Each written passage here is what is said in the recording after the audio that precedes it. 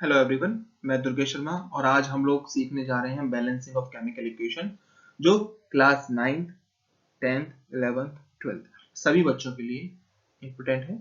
ये हमें आना चाहिए कि किसी केमिकल इक्वेशन को बैलेंस कैसे किया जाता है। कई बार एग्जाम्स में ये पूछा जाता है, सॉल्व करने के लिए बच्चों से कहा जाता है, तो हम इसको कुछ एग्जाम्पल्स के थ्रू सीखेंगे। पहला एग्जाम्पल है, जब आयरन जल वाष्प यानी स्टीम के साथ में वाटर वेपर्स के साथ स्टीम के साथ रिएक्शन करता है तो it will form magnetic iron oxide and hydrogen gas इसमें रिलीज होगी। तो इसको बैलेंसिंग करने के लिए हम क्या करेंगे, हमारे पास चार स्टेप दिख रही हैं, दो रिएक्टेंट में दो प्रोडक्ट्स में, तो दोनों के साथ एक एक वेरिएबल जोड़ देते हैं। So it will be like AFE plus BH2O will form in the product CFE3O4 plus DS2।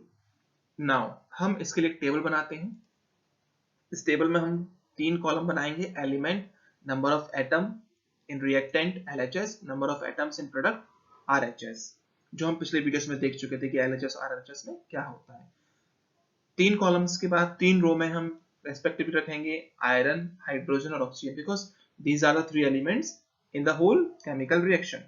अब हम ABCD जो लिखा हुआ है इसको किस तरीके से समझना है, यहां से ही balancing of chemical equation start होती है। Fe, अगर हम देखते हैं तो Fe LHS में हमारे पास केवल एक है, तो वी विल राइट 1A और ओनली A। नेक्स्ट RHS में Fe हमारे पास कितने हैं, Fe3O4 with C, so we will write it as 3C। Hydrogen in LHS we have 2B and in RHS in product form we are having 2D, because DS2 is there, that means 2 mole of hydrogen, 2D are there। Then oxygen in LHS we are having only B and in RHS we are having 4C oxygen, because O4 is there and उसके पहले C लगा हुआ है तो वो 4C में consider किया जाएगा। अब यहाँ के बाद नेक्स्ट स्टेप ये है कि हम ये पता करेंगे कि सबसे ज्यादा element, highest number of atom किसके पास है। तो हाईएस्ट नंबर ऑफ एटम अगर हम देखते हैं आयरन के 3 C के साथ में है, प्रोडक्ट में है जो कि, एंड ऑक्सीजन के भी 4 C के ही साथ में है, तो हाईएस्ट नंबर ऑफ एलिमेंट यहाँ पर ये प्रेजेंट है C में। हम कंसीडर करते हैं late C is equals to 1। जब C equals to 1 होगा then what will be Fe। तो जब C equals to 1 है तो हम जानते हैं Fe के बारे में क्या लिखा है, A is equals to 3C, A is equals to 3 multiply by 1, because C की वैल्यू अभी क्या हमने लेट कंसीडर की है, 1 कंसीडर किया है, हमारी तरफ से माना है कि C 1 है, तो A की वैल्यू आ गई 3। ठीक है, अब हम निकालते हैं नेक्स्ट स्टेप H के लिए। Then what is hydrogen, number of hydrogen, so H is what, 2B equals to 2D। Mathematics के बच्चे जानते हैं कि 2 से 2 इजीली कट कर सकते हैं, सो B is equals to T, but ना हमारे पास अभी B की वैल्यू है ना D की वैल्यू, हमारे पास केवल दो वैल्यू आई हैं, that is A and C। तो इसको हम यहाँ पर छोड़ते हैं और आगे बढ़ते हैं बैलेंसिंग के लिए। ऑक्सीजन को बैलेंस करके देखते हैं। ऑक्सीजन क्या दिया गया है, that B is equals to 4C, C की वैल्यू आप ऑलरेडी माना है आपने 1 आपने रखा, तो B equals to 4 आ गया। देखिए अब हाइड्रोजन के साथ में B is equals to D लिखा हुआ है, तो 4 is equals to D और D is equals to 4। इस तरीके से हमारे पास A, B, C की वैल्यू हमने मानी थी और D की वैल्यू आ गई। एक वैल्यू माना था अपने मन से लेट, एंड रिमेनिंग 3 वैल्यूज हमारे पास आ चुकी हैं। अब हम इसको बैलेंसिंग करके रखते हैं। AFE plus BH2O will form CFE3O4 plus DS2। This was a chemical reaction, इसमें हमने ABCD की वैल्यूज रख दी। सो हमारा आंसर आएगा 3Fe plus 4H2O will form 1Fe3O4 plus 4H2। 1 आप लिखें या ना लिखें, and this is your final answer, final reaction। इसको और समझने के लिए हम नेक्स्ट आते हैं example number, let's see example number 2। क्या है एग्जांपल नंबर 2, वो है CaCO3 plus H3PO4 will form Ca3PO4 whole twice plus H2CO3।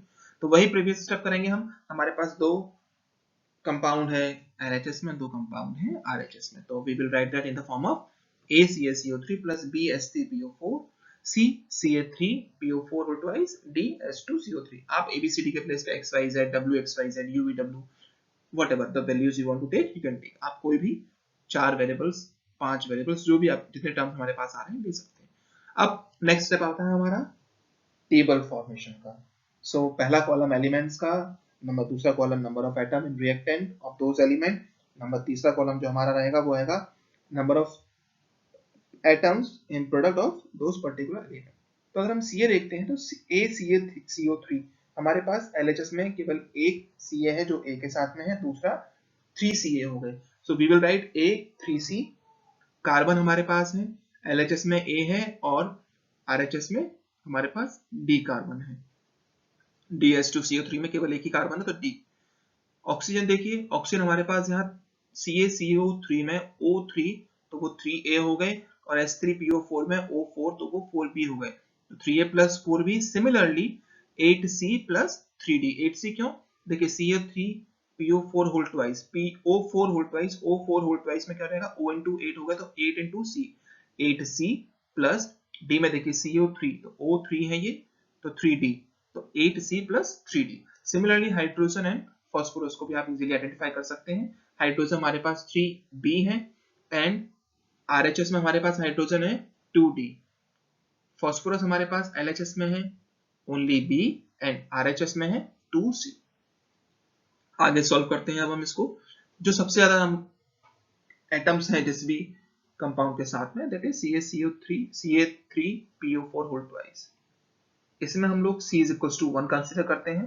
तब देखिए Ca कितने हो जाएंगे, A is equals to 3C है, C आपने 1 माना है तो A equals to हो गया 3, इसको हमने कंसीडर कर लिया। ओके नेक्स्ट देखिए what will be the carbon, A is equals to D, A की वैल्यू आप निकाल चुके हो, A is equals to D, 3 is equals to D, so D is equals to 3।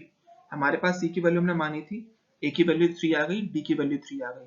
अब हम निकालते हैं A, B रह गया हमारे पास, C और D आ चुके हैं। B के लिए हम O ले लेते हैं या आप डायरेक्टली H भी ले सकते हैं, हाइड्रोजन से भी निकाल सकते हैं या फॉस्फोरस से भी निकाल सकते हैं B, जिसमें भी दिया हुआ दोनों से एक ही वैल्यू आएगी, तीनों के साथ एक ही वैल्यू आनी है। तो हम ऑक्सीजन के साथ में ले लेते हैं, थोड़ा डिफिकल्ट करते हैं ताकि आपको इजीली समझ में आ जाए। आप ये ना सोचे कि डिफिकल्ट से क्या होगा या ये बड़ी स्टेप्स को सॉल्व करेंगे तब क्या आएगा। तो देखिए ऑक्सीजन कितना है हमारे पास 3A plus 4B LHS में और 8C plus 3D RHS में। A की वैल्यू आपने 3 निकाला है, B की वैल्यू हमें निकालना है, C की वैल्यू 1 माना है और D की वैल्यू भी 3 है। जब आप वैल्यूज पुट करेंगे तो 3 multiply by 3 plus 4 multiply by B is equals to 8 multiply C plus 3 multiply 3।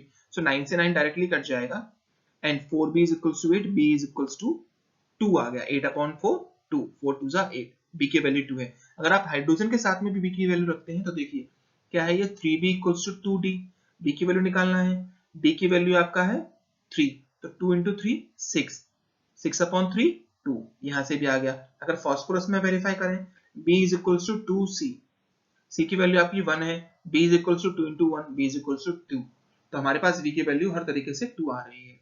अब हमारी जो केमिकल इक्वेशन थी वो थी ACaCO3 plus BH3PO4 plus CCA3PO4 whole twice plus DS2CO3। यहाँ हम ABCD की वैल्यूज पुट कर देंगे।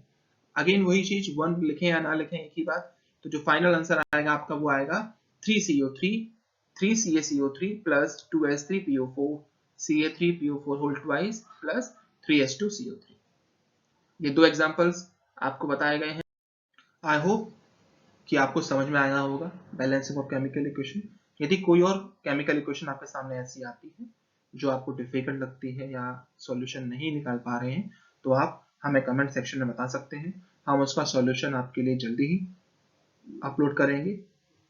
इस चैनल को सब्सक्राइब कीजिए, लाइक कीजिए और शेयर कीजिए वीडियोस को अपने फ्रेंड्स के साथ में, so that all will get benefit and after subscription you will get new updates for the new videos. Thank you.